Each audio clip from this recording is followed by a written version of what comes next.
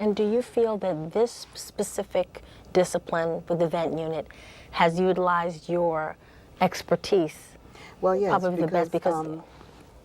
And tell us a little bit about a nurse practitioner in detail. Oh, okay. Well, a nurse practitioner is an advanced practice nurse who's received specific training, has received a master's degree in terms of managing patients with acute and chronic illnesses.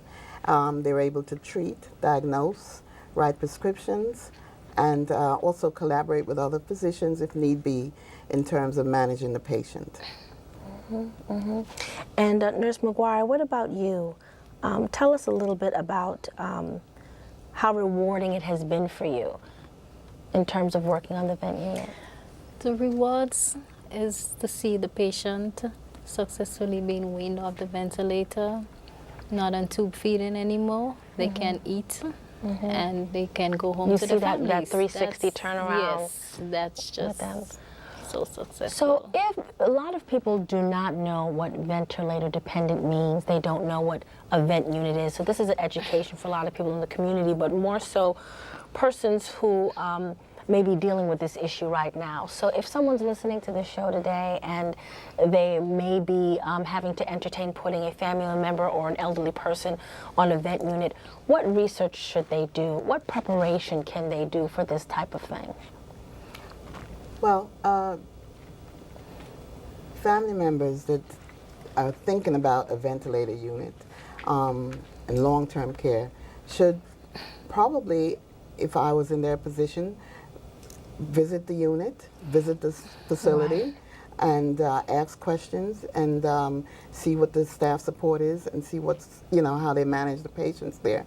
And keep in mind that not all patients that come to the ventilator unit can be successfully weaned, but they will receive high quality care at Kingsbrook Rutland Nursing Home Ventilator Unit, because we specialize in the quality of care. Well, let's talk a little bit about the communication among staff. You say there is a lot of meeting, and how often does the staff meet every week? Is it a daily meeting? Is it several meetings a week? How is your communication in terms of the care for each patient? Because that's a lot of workload on top of that. Okay, well, I'm a dedicated nurse practitioner for that particular vent unit. Okay. In other words, I'm not on other units. That is my unit, and that's where I am. You're just specialized for I'm that. just there. So I'm not floating around. So any issues or any problems that need to be addressed, I'm right there and I'm reachable. Right. Okay, so it's on a daily basis. Right. So that dedicated care is there for you all the time. There's a dedicated therapist and a dedicated nurse practitioner there. And the all the time. pulmonologist as well? And the pulmonologist is also there.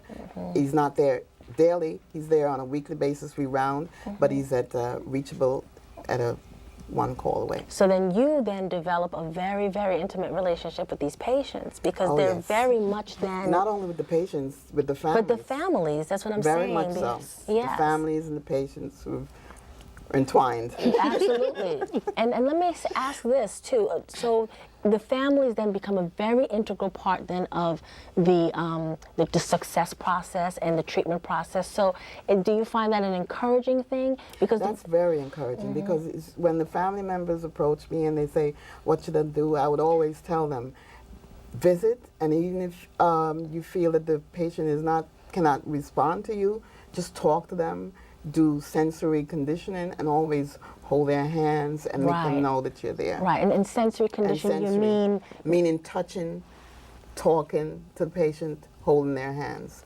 Does wonders sometimes. And you think that that's important because... That's important for family members. Right, also, and it's important... and for the staff. And for the patient. Exactly. Because I think that what you're saying is that when they see that somebody else is there and they see that somebody else is caring for them and believing that they're going to pull through that process. And sometimes it does happen. It works wonders for them. So when talking about the patient success rate and the patients moving through this type of thing, when they finally do, and you're talking about the gentleman who came back and now is at the DMV, do you get to interface with the patients when they're doing well and at home and after they've gone through that process? Sometimes they do call. They call and let us know how they're doing. One particular patient, another patient of ours went home, a young guy, he had muscular dystrophy. His wife comes back all the time to the unit and tells us how he's doing. She'll say, oh, Eddie's doing fine, he sends his love. Right. So it makes you feel that Right. you're making a difference, and that you're feeling good about what you're doing. Most definitely. It seems to me that you're not only treating the patient, but you're building these really solid relationships with the families. Exactly. And then you almost become a part of the family because they continue to kind of To let update you you know on. what's going on.